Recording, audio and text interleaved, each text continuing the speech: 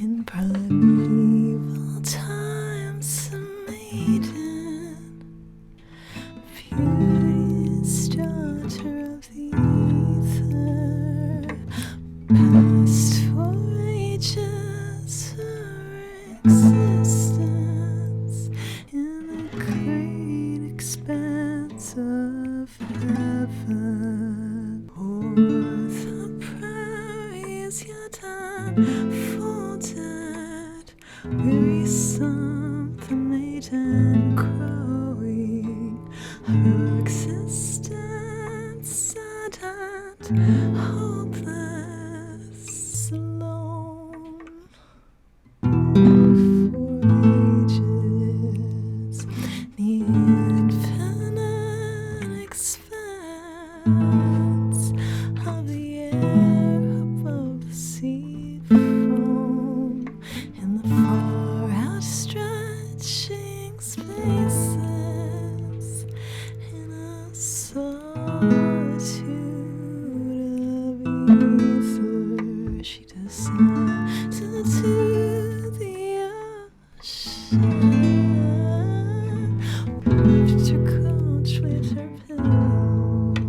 Thereupon the rising storm wind, flying from the east in fierceness, whips the ocean into surges, strikes the stars with sprays of ocean, till the waves are white with fervor.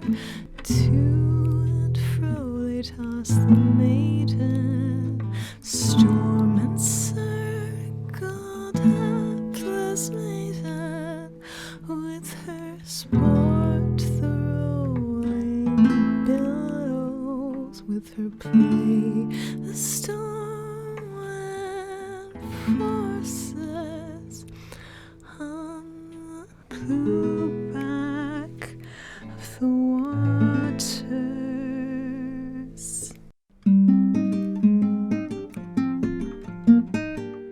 On the white-reefed waves of ocean, they the forces of the salt sea, with the lone and helpless maiden, till at last in full conception, green bow of force and beauty, sink the storm winds into slumber. For a burden now, the maiden cannot rise above the surface.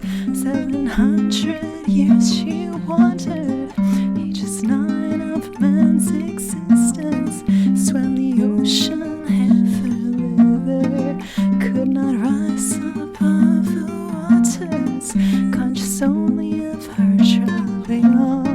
700 years she labored, ere her firstborn was delivered, though she swam as water mother, towards the east and also southward, towards the west and also northward, swam the sea in all directions.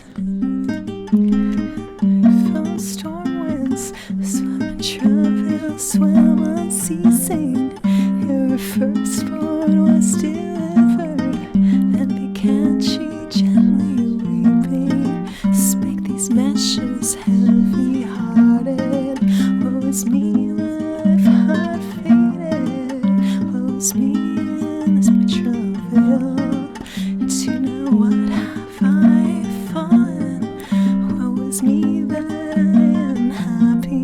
I left my home in subtle ether, came to dwell amid the sea foam, to be tossed by rolling billows, to be rocked by winds and waters, down the far outstretching waters, and of salt seas vast expanses, knowing only pain and trouble.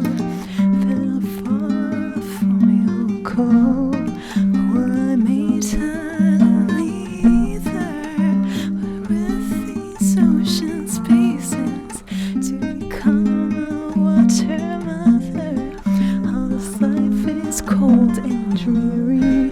Painful here is every emotion as I linger in the waters, as I wander through the ocean.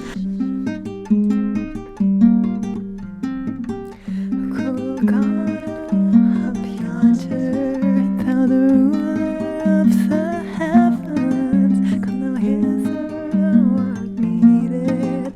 Come now hither, I implore thee, to deliver me from trouble, to deliver me in travail. Come, I pray thee, hither hasten, hasten more than thou art needed. Hasten, help this helpless maiden. When she ceased her supplications, scarce a moment onward passes. Ere a beauteous duck descending, hasten towards the water mother, comes flying hither, thither, seeks herself a place for nesting.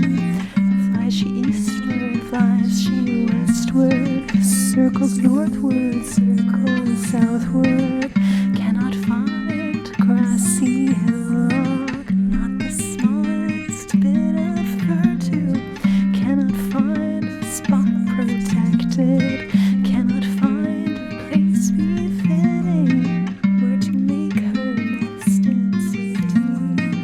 Flying slowly, looking around her, she descries no place for resting, not thinking loud and long debating, but her words are such as follow. Built I in the winds my dwelling, and on the floods my place of nesting. Surely would the winds destroy it, far away the waves would wash it.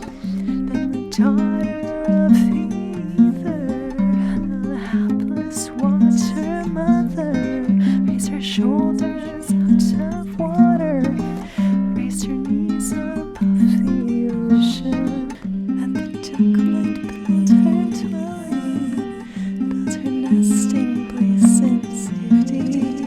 Thereupon the duck in beauty, flying slowly, looking round her, spies the shoulders of the maiden, sees the needs of Ether's daughter, now the hapless water mother thinks them to be grassy hillock, blue back of the ocean. Then she flies and hovers slowly, high on the knees she settles, finds a nesting place befitting, where to lay her